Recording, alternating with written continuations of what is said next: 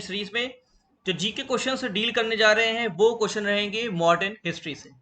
हम वही questions deal करते हैं जो कि इंपॉर्टेंट रहते हैं एग्जामिनेशन में। ऐसे तो पूरी बुक से आप कहीं से कुछ भी पढ़ सकते हैं, लेकिन जो इंपॉर्टेंट क्वेश्चंस होते हैं जिनकी आने की चांसेस बनी रहती हैं, तो वैसे ही क्वेश्चंस हम यहाँ पे कवर करते हैं। सीरीज नंबर 17 है। इसके पहले की अगर आपको सीरीज देखनी है, ऊपर एक वीडियो आ रहा है, उस पर आप लिंक पे क्लिक कर दीजिएगा तो आपको पीछे के सभी जीके के प्रिपरेशन वीडियो साथ ही साथ मिल जाएंगे। वीडियो स्टार्ट करने से पहले जरूर कहेंगे हमारे चैनल को सब्सक्राइब कर लिए। देखते हैं आज के क्वेश्चंस। तो ये क्वेश्चंस आपको इजी लग सकते हैं और कुछ कठिन लग सकते हैं, लेकिन सभी बहुत इंपॉर्टेंट है। तो पहला क्वेश्चन है, who was the first governor general of India. ठीक है, तो फर्स्ट गवर्नर जनरल मतलब ब्रिटिश राज में फर्स्ट गवर्नर जनरल कौन था। ठीक है, तो इसका आंसर है लॉर्ड विलियम बेंटिक। अब इसमें क्वेश्चन आ सकता है कि first governor general of Bengal कौन था, क्योंकि बंगाली सबसे पहले राज बना था। लेकिन यहाँ पे इंपॉर्टेंट ज्यादा आता है first governor general of India, तो वो है लॉर्ड विलियम बेंटिक।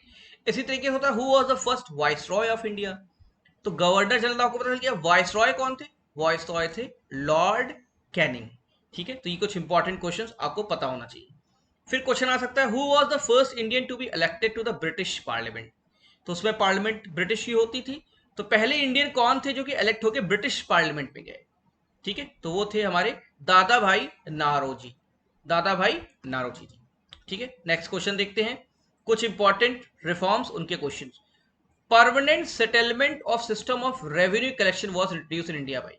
तो रेवेन्यू का कलेक्शन के लिए जो परमानेंट सेटलमेंट सिस्टम लाए थे इंडिया में ब्रिटिशर्स, वो कौन लाया था? वो लाए थे लॉर्ड कॉर्नवालिस। ठीक है, तो कुछ इंपॉर्टेंट जनरल्स और वाइसरॉयज के नाम को पता होने चाहिए जो कि इंपॉर्टेंट चीजों में इन्वॉल्व है, लॉर्ड कॉर्नवालिस। ठीक है, अब आता है, who is known as the father of Indian unrest. तो ये क्वेश्चन भी आता है कि फादर ऑफ इंडियन अनरेस्ट कौन कहलाते हैं।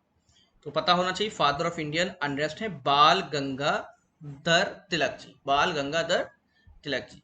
फिर आपको पता होगा गदर पार्टी के बारे में, who was the founder of Ghadar party. तो ये भी स्वतंत्रता संग्राम में गदर पार्टी बनी थी, तो उसके फाउंडर कौन थे? पता होना चाहिए आपको, लाला हरदयाल जी और सोहन भाकना जी। ठीक है, तो लाला हरदयाल आपको नाम याद रहना चाहिए गदर पार्टी से रिलेटेड। आइए देखते हैं नेक्स्ट क्वेश्चन, क्वेश्चन नंबर 7, कि after the Bardoli Satyagraha who has given the title of Sardar to Vallabhbhai Patel. तो आपने सरदार पटेल जी का नाम सुना है, सरदार वल्लभ भाई पटेल जी का नाम सुना है, तो उनका एक्चुअली नाम था वल्लभ भाई पटेल। ठीक है, लेकिन उनको नाम जो है सरदार वल्लभ भाई पटेल में सरदार नाम किसने दिया था? जब बरदोली सत्याग्रह में उन्होंने पार्टिसिपेट किया था। तो बरदोली सत्याग्रह में पार्टिसिपेट होने के बाद वल्लभ भाई पटेल जी के आगे सरदार नाम जुड़ गया, वो नाम दिया था महात्मा गांधी जी। ठीक है, तो महात्मा गांधी जी का नाम तो मोहनदास करमचंद गांधी था, महात्मा नाम मिला था। इसी तरीके से सरदार नाम भी महात्मा जी ने दिया था, महात्मा गांधी। ठीक है, एक बहुत इंपॉर्टेंट बुक है इंडिया विंस फ्रीडम। ये किसकी ऑटोबायोग्राफी है? तो ये क्वेश्चन आता है कि इंडिया विन फ्रीडम किससे लिखा था, बुक्स में आ जाता है। तो ये है मौलाना अबुल कलाम आजाद। मौलाना अबुल कलाम आजाद पहले एजुकेशन मिनिस्टर भी हैं हमारे इंडिया के। तो first education minister of India भी अबुल कलाम आजाद हैं, और इंडिया विंस फ्रीडम जो है इन्हीं की ऑटोबायोग्राफी है। ठीक है, क्वेश्चन नंबर देखिए 9, who is known as the grand old man of India. तो एक जनरल टर्म है, grand old man of India किसे कहते हैं? वो है हमारे दादा भाई नारोजी। देखते हैं नेक्स्ट क्वेश्चन। फिर एक बहुत इंपॉर्टेंट बुक है, who was the author of the book my experiments with truth. तो माय एक्सपेरिमेंट्स विद ट्रुथ की किताब किसने लिखी थी? ये थे महात्मा गांधी जी। मतलब सत्य के साथ इन्होंने जो एक्सपेरिमेंट्स किए उस पर किताब लिखी, माय एक्सपेरिमेंट्स विद ट्रुथ, और ये रचयिता था इसके महात्मा गांधी।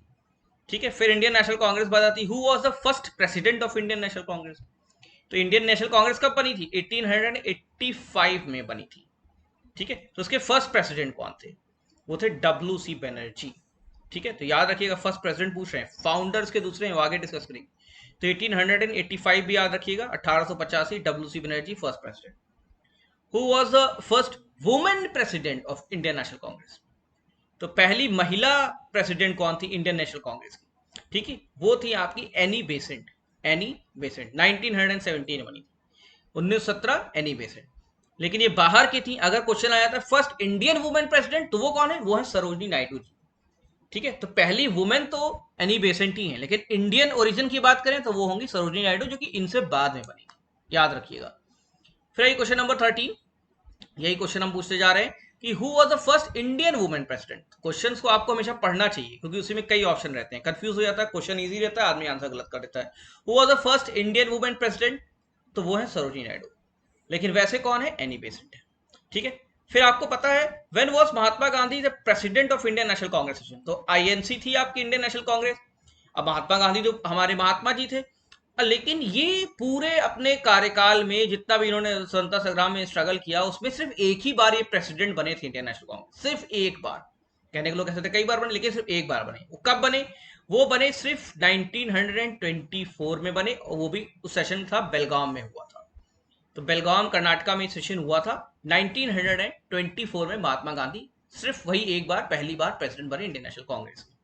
ठीक है, सॉन्ग वंदे मातरम किससे लिखा है, ये आपको पता है, बंकिम चंद्र चटर्जी जी। सिंपल क्वेश्चन है लेकिन आता है।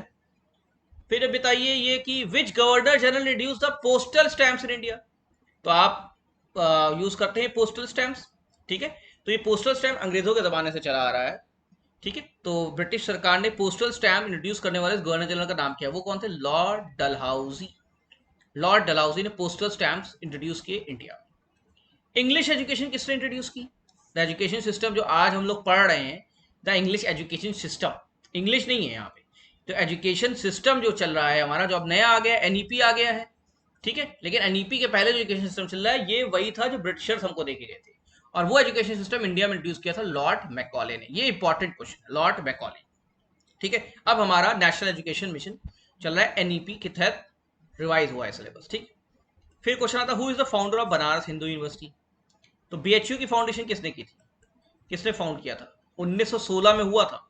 ठीक है, और वो थे मदन मोहन मालवीय जी, ट्रिपल एम, मदन मोहन मालवीय, इनको महामान्या भी कहते थे, महामान्या। ठीक है, फिर देखिए वही क्वेश्चन आ गया, who was the father of Indian National Congress, मतलब कौन फाउंडर थे या किन्होंने फाउंड की, वो थे एओ ह्यूम जी। ठीक है, ओके। अब क्वेश्चन आता है वेयर वाज आजाद हिंद फौज वाज फाउंडेड। अब आपको पता है सुभाष चंद्र बोस जी ने आजाद हिंद फौज बनाई थी, कहां बनाई थी, इंडिया में नहीं बनी थी, वो बनी थी आपकी सिंगापुर में। ठीक, who was the founder of Arya Samaj. तो आर्य समाज को कैसे फाउंड आउट किया, ये थे आपके स्वामी दयानंद सरस्वती जी, और ईयर भी याद रखिएगा 1875। ठीक है, कुछ इंपॉर्टेंट क्वेश्चंस अलग अलग टाइप के modern history. Question number 22, which was the first Gandhi ji movement after coming to India. जैसे जब भारत में पहली बार गांधी जी आए, तो सबसे पहला मूवमेंट कौन सा किया था उन्होंने। ठीक है, तो ऐसे क्वेश्चन है जो पीसीएस आईएएस लेवल के नहीं है, लेकिन ये ऐसे क्वेश्चन है जो कि ऐसे क्वेश्चन है जो आने चाहिए आपको, इंपॉर्टेंट क्वेश्चन है। ठीक है, तो which was the Gandhi ji Bharat में पहले है, सबसे पहला मूवमेंट कौन सा, फर्स्ट गांधी मूवमेंट कौन सा, वो था चंपारण मूवमेंट, उन्होंने सबसे पहले किया था 1917 में, 1917 में। ठीक है, फिर ये होता है कि पूर्ण स्वराज का नारा किस सेशन में दिया गया। ठीक है, in which session of Indian National Congress Purna Swaraj was declaration of demand of Purna Swaraj was made, तो वो था लाहौर का सेशन। ठीक है, लाहौर में हुआ था 1929। तो ईयर भी याद रखिएगा, 1929 में लाहौर में पूर्ण स्वराज का नारा दिया गया था। फिर देखिए दूसरा क्वेश्चन है, who was the Pioneer of Chipko movement in 1973। अब देखिए 1973 की बात आ रही, तो आजादी के बाद की बात आ रही, तो एक मूवमेंट चला था चिपको मूवमेंट में, पेड़ बचाने के लिए। तो 1973 में स्टार्ट हुआ था, किसने स्टार्ट किया था, वो थे सुंदरलाल बहुगुणा जी। ठीक, अब देखिए अच्छा क्वेश्चन ये कि when was Delhi declared capital of India. तो पहले कैपिटल दूसरी कभी कलकत्ता रही, कभी मुंबई रही, लेकिन दिल्ली बाद में कैपिटल बनी। वो कब बनी थी, जो अभी तक है 1911। तो Delhi was declared capital of India in 1911। फिर देखिए who was the founder of Brahmo Samaj. जैसे आर्य समाज की बात की, ऐसे ब्रह्मो समाज भी था, वो कौन थे, राजा राम मोहन रॉय, बहुत बड़े रिफॉर्मर, सोशल रिफॉर्मर जाना जाते हैं। 1828 में इन्होंने, राजा राम मोहन रॉय ने ब्रह्मो समाज का फाउंडेशन रखा। देखिए which was the first news paper started India. तो भारत में पहला अखबार कौन सा स्टार्ट हुआ, अच्छा क्वेश्चन है। Which was the first and when was the first news paper started India. उस अखबार का नाम था बंगाल गैजेट, बंगाल गैजेट, और वो कौन सा ईयर था, 1780। तो 1780 में, जब गदर भी नहीं हुआ था, गदर कब हुआ है 1857 में, तो 1780 में फर्स्ट न्यूज़पेपर इंडिया में स्टार्ट हो गया था, और ये था इंग्लिश में।